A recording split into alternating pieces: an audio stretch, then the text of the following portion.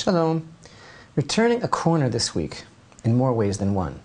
First of all, we are soon to be observing the festival of Shavuot, the anniversary of the giving of the Torah at Mount Sinai, the most cataclysmic, earth-shattering event in the history of mankind. We're also turning a corner in that we are this week beginning the book of BaMidbar, in the desert, translated for some reason as numbers. Some reason, I guess because the beginning of the book, this week's Torah portion, deals with the census, the numbers of the children of Israel. And there is a very strong connection between beginning the book of Numbers and the festival upcoming of Shavuot, the festival of weeks, anniversary of the giving of the Torah. First of all, you know, the Torah was given in the Sinai wilderness, the desert of Sinai, and our sages emphasize characteristics of the desert are the characteristics which are most conducive to the acquisition on a deep soul level of Torah. When we say Torah, we don't just mean facts, we don't just mean text, we don't just mean Torah study, we mean the life of Torah, living for Hashem, following the path of Hashem. The desert it's a no man's land, it's humbling, harsh, foreboding, and it's a place where you have to be very real about everything. And it teaches a person humility. There's all sorts of details that are given, a metaphor of what the desert is all about. And we're turning the corner now as we follow the readings of the Parsha, of the books of the Torah. We finished Genesis, we finished Exodus, we finished Vayikra, the book of Leviticus, the manual for administering the light of the Shekhinah in the world, running the Mishkan, sanctuary, the Beit HaMikdash. And chronologically speaking, kind of Vayikra was kind of like just happened to be there because the tabernacle was put up. So then we have the manual for the tabernacle. Now we're kind of back on the chronological track. There is no chronology in the Torah anyway. We're back on this chronological track of, here we are, beginning. It's the first day of the second month. That means the first of Iyar. In the second year, in the wilderness of Sinai, the census in the beginning of Parshat BaMidbar is taking place.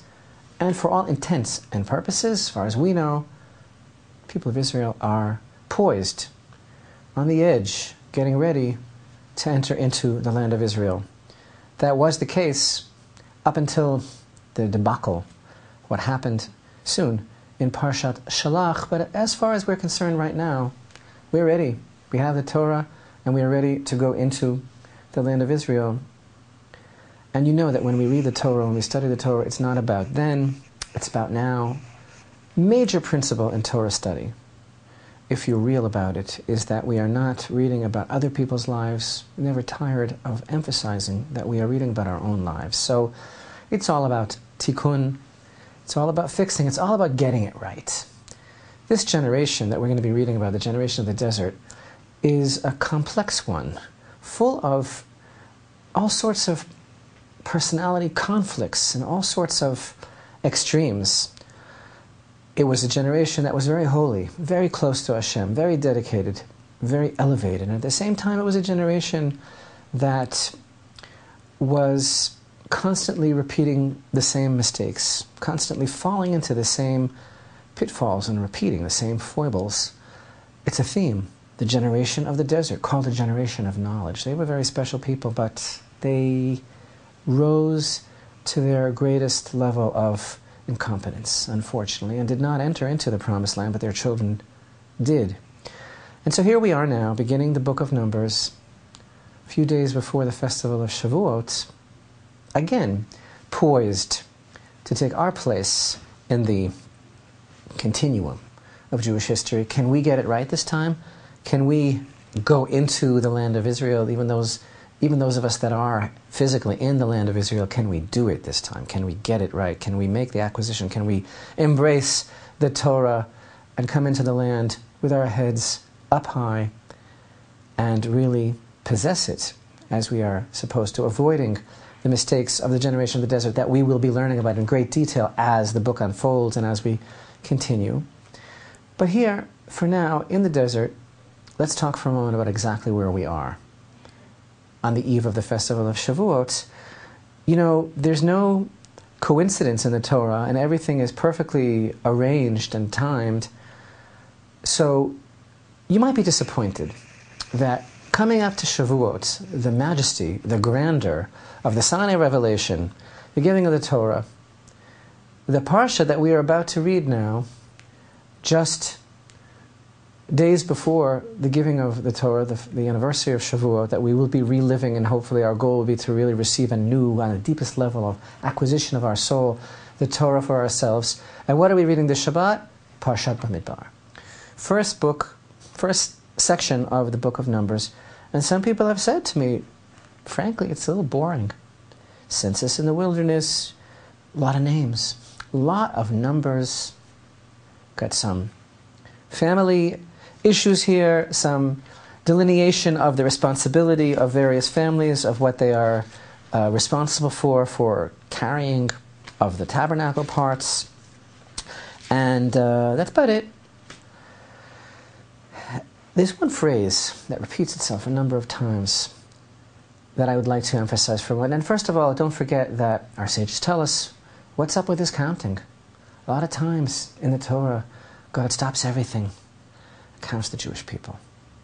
And our sages emphasize that that has a lot to do with his intimate, direct, and overwhelming love for them.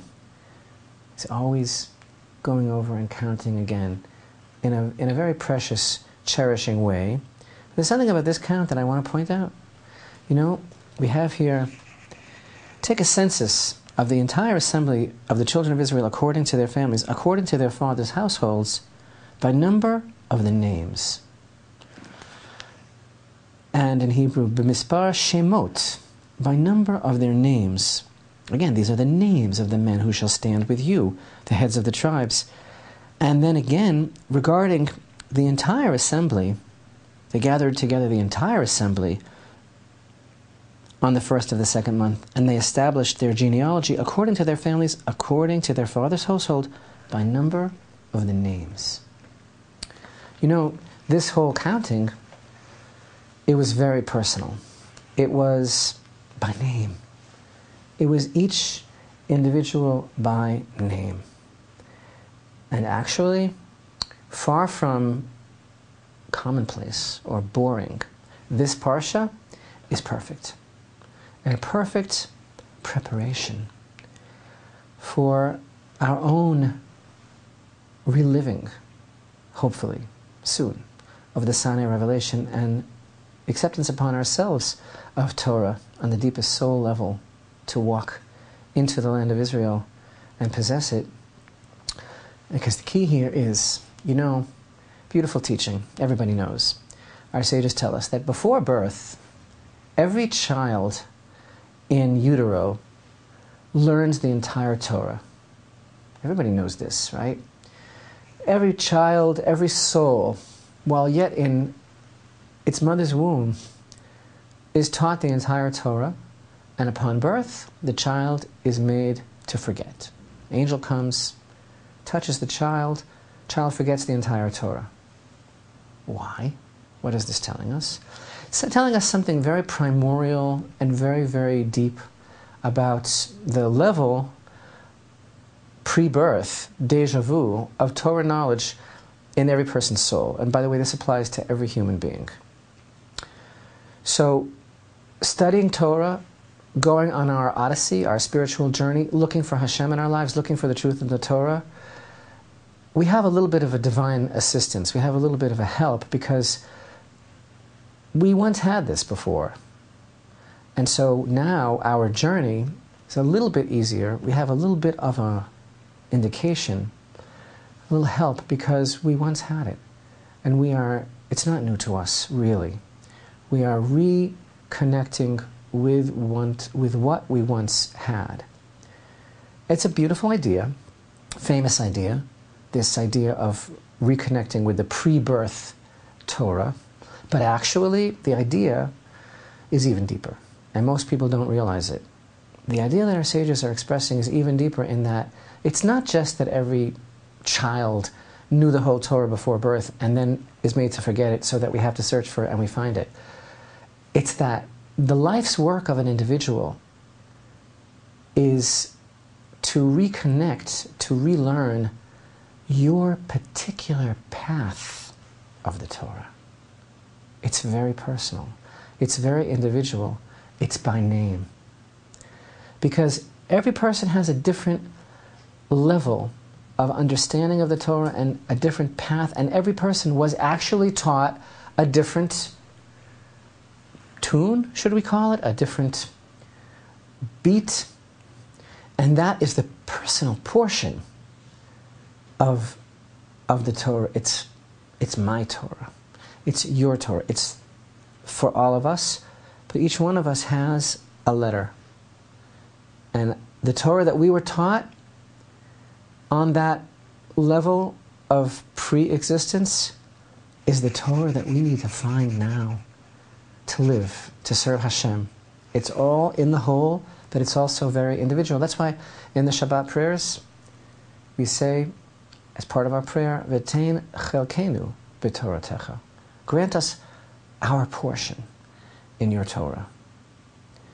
And so, you know, there's a template, there's a kind of like a general collective, but then there is so much room for the personal initiative, for the individual to blossom, to flourish, to find Hashem, and to make a personal relationship acquisition with the Torah. So actually, this is all the true experience of standing at Mount Sinai. And this is the true experience of Shavuot, to receive the Torah on the deepest personal level of knowledge, of love, of awe and reverence, and of commitment. And so Parshat BaMidbar, which ostensibly seems to deal with numbers and names, is a perfect introduction to the beautiful festival of Shavuot, which is upon us. Because these children of Israel, all of us, were counted by the numbers of their names. They were counted as individuals.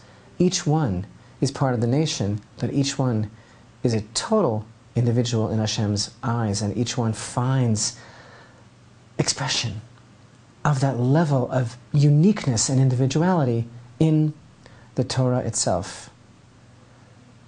And then further in the Parsha, we have the responsibilities of those who are uniquely given the opportunity to be dealing with portions of the tabernacle, the families that have these unique responsibilities, the life of service of Hashem, the life of the Torah that we are going to begin anew when we receive the Torah at Mount Sinai on Shavuot.